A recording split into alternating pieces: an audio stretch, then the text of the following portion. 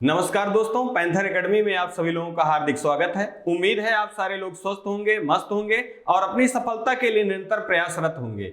Daily की तरह आपको ऊर्जावान बनाए रखने के लिए हम लोग सेशन की शुरुआत दो शब्द मोटिवेशनल कोट से करते हैं। तो आइए हम लोग सेशन की शुरुआत करें और देखिए यहां दिया गया है, होके मायूस न शाम से ढलते रहिए, जिंदगी भोर है सूरज सा निकलते रहिए, एक ही पांव पर ठहरोगे तो थक जाओगे, धीरे धीरे सही राह पर चलते रहिए। मतलब अगर आपकी मंजिल या आपकी सफलता या आपके जो सपने हैं वो बड़े हैं तो उनको आप तुरंत प्राप्त करने के लिए आप दिन रात जो परिश्रम करते हैं, अगर आप उस रास्ते में असफल भी हो गए तो आपको मान लेना चाहिए कि सफलता रास्ता हमारा लंबा है और उस लंबे रास्ते को हमको धीरे धीरे तय करना है। और अगर आप धीरे धीरे चलते रहे तो एक दिन ऐसा समय आ जाएगा आपको पता भी नहीं चलेगा, आप अपने मंजिल तक पहुंच जाएंगे। इसी क्रम में हम लोग सेशन की शुरुआत करें और आपको डेली की तरह यही गुजारिश की जाती है कि आप सेशन में शुरू से लेकर अंत तक बने रहिए। और अगर आपको इस सेशन से लाभ हो रहा है तो चैनल को लाइक करिए, शेयर करिए और सब्सक्राइब करिए। आइए इसी क्रम में हम देखें। पहला प्रश्न दिया गया है आपका, हाल ही में किस अंतरराष्ट्रीय संगठन ने अप्रैल 2022 में महामारी की तैयारी के लिए एक वैश्विक कोष स्थापित करने की घोषणा किया? यहां पहला दिया गया है संयुक्त राष्ट्र संघ, दूसरा दिया गया है विश्व आर्थिक मंच, तीसरा दिया गया है विश्व बैंक, चौथा दिया गया है G20। तो इस प्रश्न का जो सही आंसर आपका होगा दोस्तों, यह होगा G20। अब यही बात करें G20 देशों के बारे में, G20 देशों के बारे में, तो 19 देश और एक यूरोपीय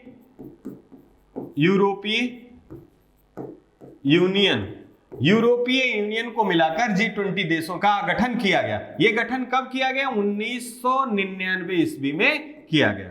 अगर हम बात करें विश्व आर्थिक मंच के बारे में दोस्तों, तो विश्व आर्थिक मंच का जो स्थापना है यह स्थापना 1971 ईस्वी में किया गया और इसका मुख्यालय जो है दोस्तों ये स्विट्जरलैंड में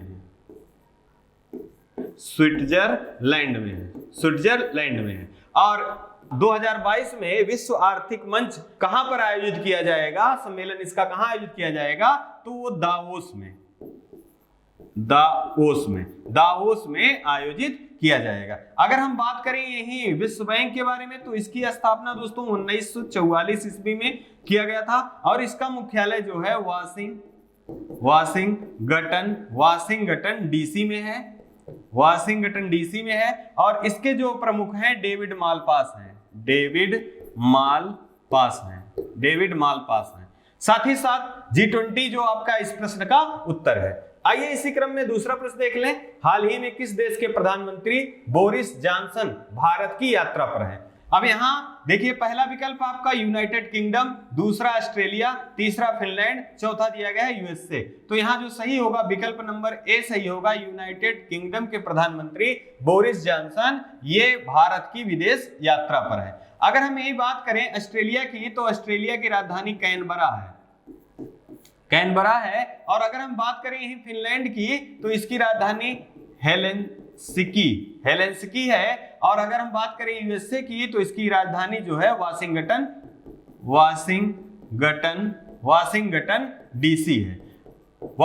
डीसी है। यहां फिनलैंड से आपको याद रखना है, झरनों का देश या झीलों का देश किसे कहा जाता है? फिनलैंड को कहा जाता है। साथ ही साथ आपको यहां यह भी याद रखना है, विश्व की सबसे कम उम्र की प्रधानमंत्री कौन है? यह प्रश्न भी पूछा गया था, तो उनका नाम सना मारिन है। और किस देश से संबंधित है? फिनलैंड से संबंधित है। अगर हम ये बात करें ऑस्ट्रेलिया की, तो ऑस्ट्रेलिया में ग्रेट डिवाइडिंग रेंज है जिसकी सर्वोच्च चोटी माउंट कोसिस्को है। साथ ही साथ ग्रेट सैंडी, ग्रेट विक्टोरिया और आपके सिम्पसन मरुस्थल कहां स्थित है? तो ऑस्ट्रेलिया में स्थित है। आपसे पूछा जाता है बांस जल डमरू मध्य या बांस जल संधि कहां स्थित है? तो ऑस्ट्रेलिया और तस्मानिया के मध्य में बांस जल संधि स्थित है। आइए अगला प्रश्न देख ले।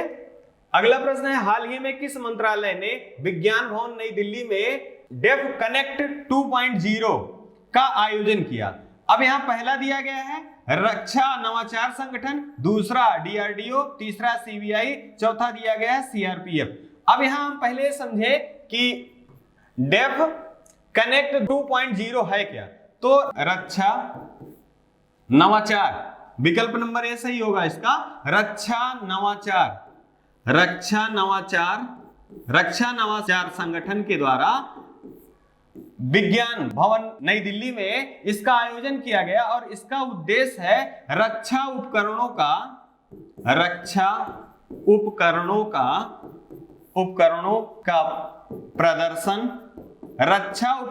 प्रदर्शन, साथ ही रक्षा उपकरणों के उन्नत किस्मों का इजाद करना या उन्नत किस्मों की टेक्नोलॉजी का उपयोग करना ही इसका उद्देश्य है डेफ कनेक्ट 2.0 का। अगर हम यही बात कर लें डीआरडीओ का, तो डीआरडीओ की स्थापना 1958 ईस्वी में हुआ और इसका फुल फॉर्म जो है डिफेंस रिसर्च डेवलपमेंट ऑर्गेनाइजेशन है और इसके प्रमुख जो हैं वो सतीश रेड्डी जी हैं। सतीश रेड्डी जी हैं। साथ ही साथ अगर सीबीआई के बारे में बात करें तो इसके प्रमुख कौन है, तो सुबोध कुमार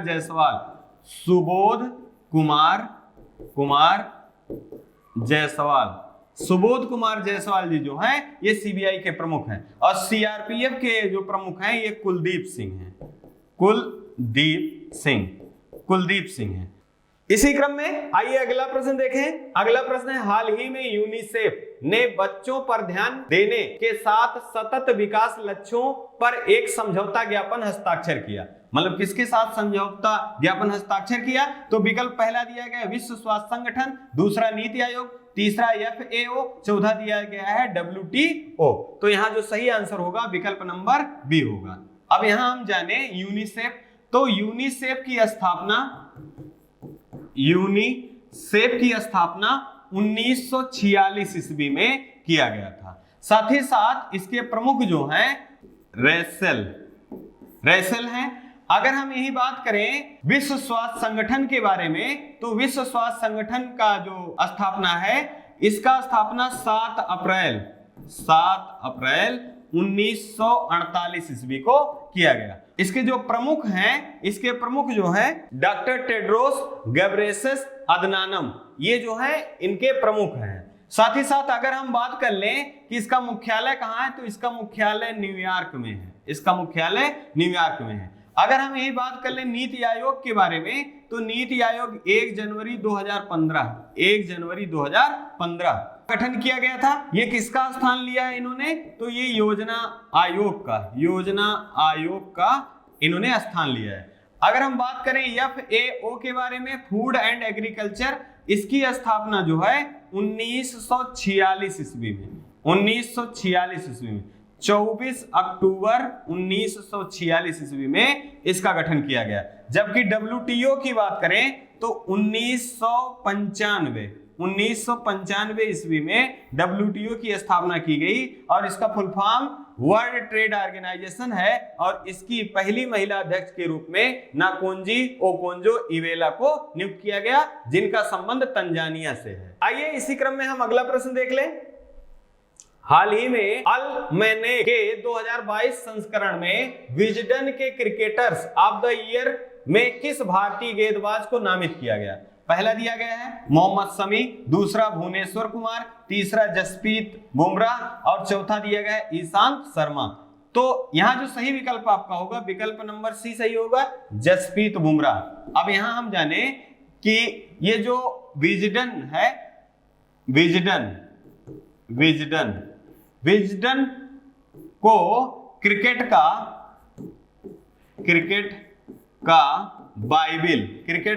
बाइबिल कहा जाता है। विजडन पत्रिका को क्रिकेट का बाइबिल कहा जाता है। साथ ही साथ अगर हम देखें तो भारत के दो खिलाड़ियों को और विश्व में 5 खिलाड़ियों को, भारत के दो कौन कौन,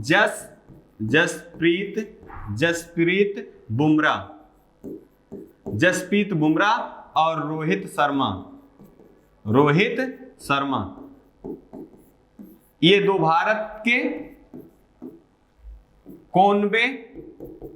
कॉनवे न्यूजीलैंड के, साथ ही साथ डेन वार्न ये साउथ अफ्रीका की, रॉबिन्सन रॉबिन्सन, ये इंग्लैंड के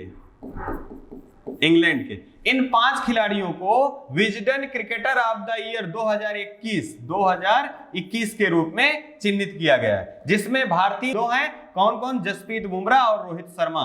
कॉनवे कहां से संबंधित हैं? न्यूजीलैंड से। डेनमार्क कहां संबंधित हैं? साउथ अफ्रीका से। और रॉबिन्सन इंग्लैंड से। यहां आपको दोस्तों यह याद रखना है, ध्यान रखना है कि एकमात्र महिला है। कौन है? डेनमार्क, ये महिला हैं और इनका संबंध कहां से? साउथ अफ्रीका से है। इसी कारण यह क्वेश्चन और भी महत्वपूर्ण हो सकता है। आपसे पूछा जा सकता है कि Wisden cricketer of the year में एकमात्र महिला के रूप में किसे चुना गया या किसे नामित किया गया है? तो वो कौन है? डेनमार्क है। इनका संबंध किस देश से है? तो ये साउथ अफ्रीका से है। आइए इसी क्रम में अगला प्रश्न देख लें। हर वर्ष 22 अप्रैल को विश्व पृथ्वी दिवस के रूप में मनाया जाता है। इस वर्ष पृथ्वी दिवस की थीम क्या है? अब पहले दिया गया विकल्प इन्वेस्ट इन आवर प्लैनेट, दूसरा हेरिटेज एंड क्लाइमेट, तीसरा दिया गया आवर प्लैनेट आवर हेल्थ, चौथा दिया गया भूजल अदृश्य जल को दृश्यमान बनाना। अब यहां जो सही विकल्प आपका विकल्प नंबर ए सही होगा, इन्वेस्ट इन आवर प्लैनेट। ये 22 अप्रैल विश्व पृथ्वी दिवस के रूप में मनाया गया। विश्व पृथ्वी दिवस के रूप में मनाया गया। 2022 की थीम है। 2022 की थीम है इन्वेस्ट इन आवर प्लैनेट। साथ ही साथ अगर हम बात करें पृथ्वी दिवस मनाया जाना कब से प्रारंभ किया गया, तो 1970 ईस्वी से पृथ्वी दिवस मनाया जाना प्रारंभ किया गया। पहला पृथ्वी दिवस, प्रथम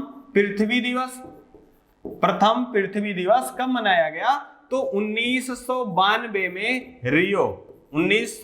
में रियो में, जो कि ब्राजील का स्थान है, यहां पहला पृथ्वी दिवस मनाया गया। अगर हम यहीं पे देखें तो कुछ महत्वपूर्ण थीम और भी दिया हुआ है, जैसे हेरिटेज एंड क्लाइमेट। तो 18 अप्रैल को, प्रतिवर्ष 18 अप्रैल को विश्व विरासत दिवस के रूप में मनाया जाता है। विश्व विरासत दिवस।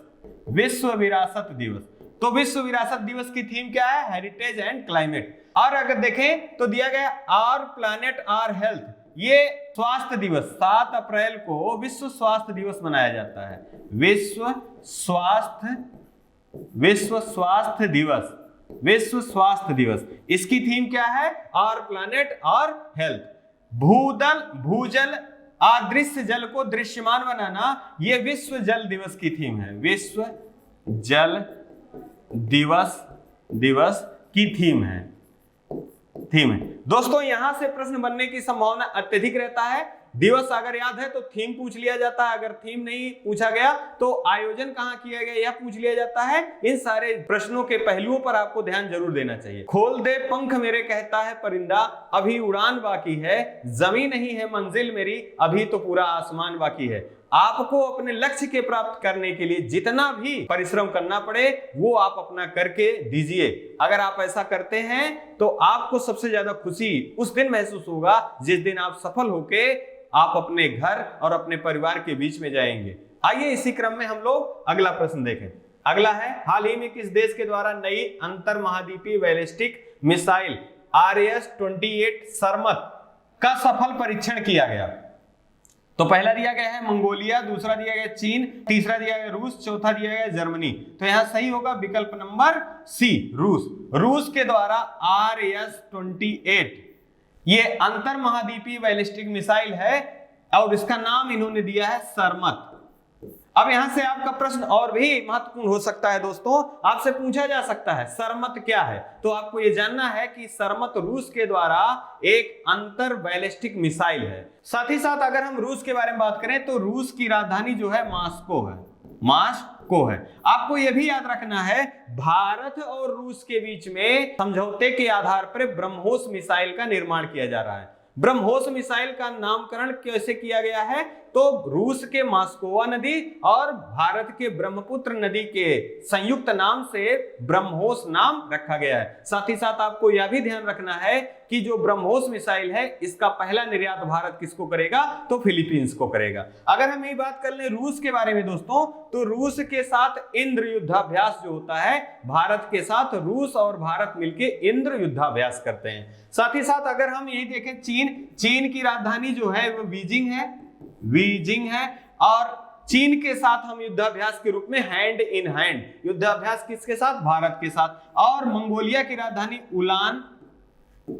उलान बटोर है। साथ ही साथ अगर हम देखें जर्मनी की राजधानी बर्लिन है। ये बहुत महत्वपूर्ण प्रश्न है, आपको जरूर ध्यान रखना चाहिए। आइए इसी क्रम में अगला देख लें। अप्रैल 2022 में किस राज्य ने कास्मास मलाबारिकस परियोजना के लिए नीदरलैंड के साथ समझौता ज्ञापन हस्ताक्षर किया? पहला दिया गया है गुजरात, दूसरा दिया गया केरल, तीसरा दिया गया उड़ीसा, चौथा दिया गया उत्तर प्रदेश। तो यहाँ जो सही आंसर आपका होगा विकल्प नंबर बी होगा केरल। कास्मास मलाबारिकस परियोजना का नीदरलैंड के साथ भारत के केरल राज्य के साथ समझौता ज्ञापन हस्ताक्षर किया गया। अब यही नीदरलैंड के बारे में जाने तो नीदरलैंड की राजधानी जो है दोस्तों वो एम्स्टर्डम है। साथ ही साथ हम अगर केरल के बारे में देखें तो केरल में ही साइलेंट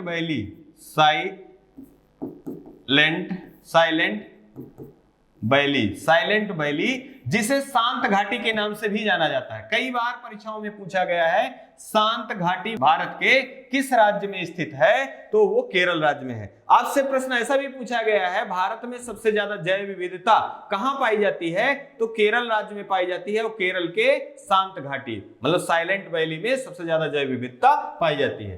केरल में ही पेरियार नेशनल पार्क,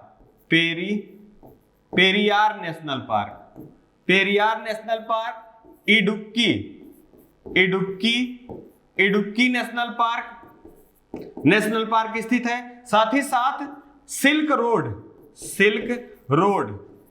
रोड का निर्माण कहां किया जा रहा है, तो केरल में किया जा रहा है। अगर हम यही बात करें उड़ीसा के बारे में दोस्तों, तो उड़ीसा को उत्कल के नाम से जाना जाता था। अब यहां पर देखें उड़ीसा में ही चिल्का झील स्थित है, जो कि भारत की पहली स्थल है जो रामसर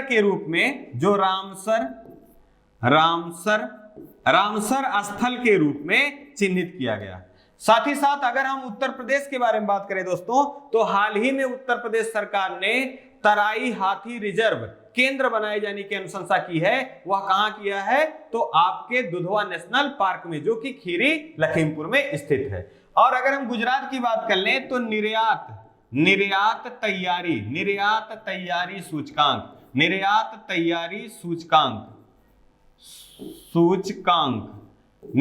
तैयारी सूचकांक में प्रथम स्थान पे कौन है, तो गुजरात है। आइए इसी क्रम में अगला प्रश्न देख लें। अगला है हाल ही में किस सिख गुरु के प्रकाश वर्ष के अवसर पर प्रधानमंत्री जी ने राष्ट्र को संबोधित किया? बहुत महत्वपूर्ण प्रश्न है दोस्तों, और यहां से रिलेटेड बहुत सारे प्रश्न विगत परीक्षाओं में पूछे भी गए हैं, आपको ये जरूर ध्यान रखना है। अब आप देखिए पहला दिया गया है गुरु तेग बहादुर, दूसरा गुरु अंगद, तीसरा गुरु नानक और चौथा गुरु गोविंद सिंह। अब यहां देखिए आपका प्रश्न का उत्तर जो है दोस्तों विकल्प नंबर ए सही होगा, गुरु तेग बहादुर। अब यहां हम ये जान ले कि गुरु तेग बहादुर जी सिखों के कौन से क्रम के गुरु थे, तो 9वें क्रम के गुरु थे।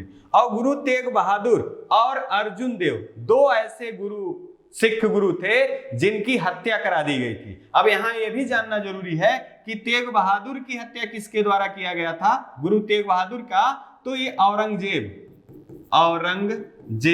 औरंगजेब के आदेश पर इनको फांसी दे दिया गया था। साथ ही साथ अगर हम बात करें अर्जुन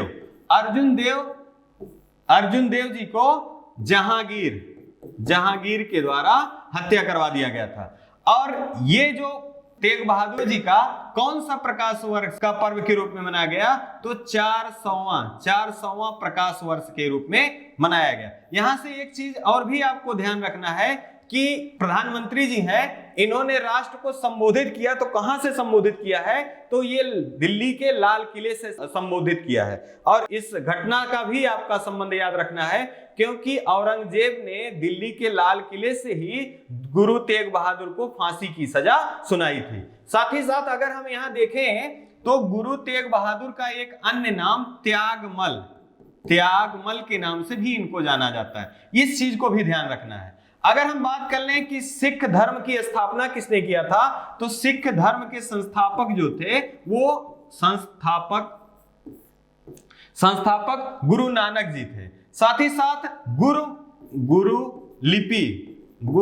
मुख लिपि, गुरुमुख लिपि को किसने प्रारंभ किया था? तो गुरु अंगद जी ने प्रारंभ किया था। और इन्हीं से संबंधित है कि किस सिख गुरु को लहना नाम से जाना जाता था? लहना नाम से जाना जाता था। तो गुरु अंगद देव जी को लहना के नाम से जाना जाता था। और सिख गुरुओं के 10वें गुरु कौन थे? तो गुरु गोविंद सिंह जी थे। 10वें गुरु जो थे गुरु गोविंद सिंह थे। इन्होंने खालसा पंथ की स्थापना की। आपसे यह भी प्रश्न पूछा गया है कि अमृतसर स्वर्ण मंदिर का निर्माण किस सिख गुरु के द्वारा किया गया था? तो गुरु अर्जुन देव के। स्वर्ण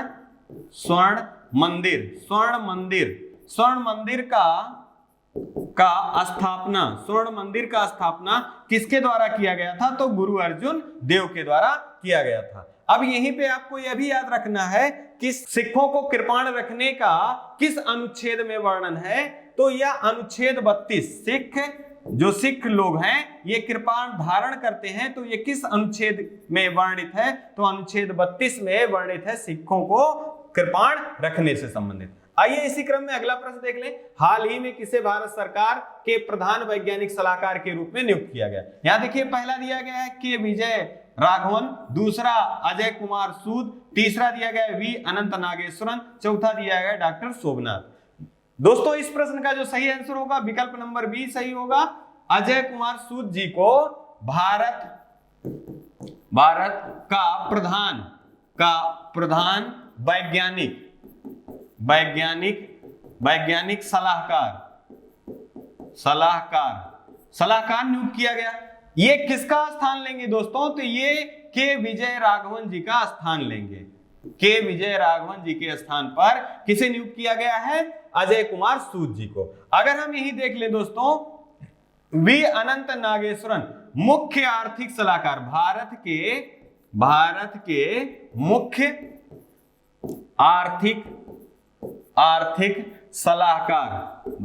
मुख्य आर्थिक सलाहकार के रूप में किसे नियुक्त किया गया?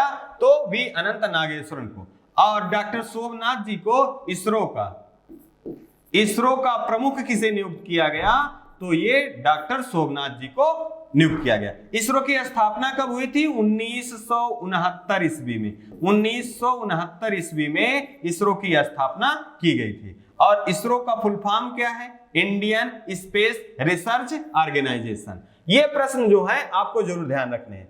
आइए इसी क्रम में देखिए, आपके लिए जो 10 प्रश्नों की सीरीज थी यहीं पर समाप्त हो रही है। और इन प्रश्नों को देखकर आपको ये अनुभव जरूर होना चाहिए कि ये प्रश्न हमारे लिए कितने उपयोगी हैं। अगर आपको लगता है ये प्रश्न उपयोगी हैं तो चैनल के लिए जो आप स्नेह प्रेम आपका बना है उसको बनाए रखिए, और अपने मित्रों में चैनल के बारे में जो आपका व्यू है उसको आप दीजिए, बताइए, और इसको सब्सक्राइब करिए, लाइक करिए, शेयर करिए। और अपने फीडबैक के रूप में भी चैनल का जो कमियां आपको नजर आती हैं उनको भी आप कमेंट के माध्यम से बताएं।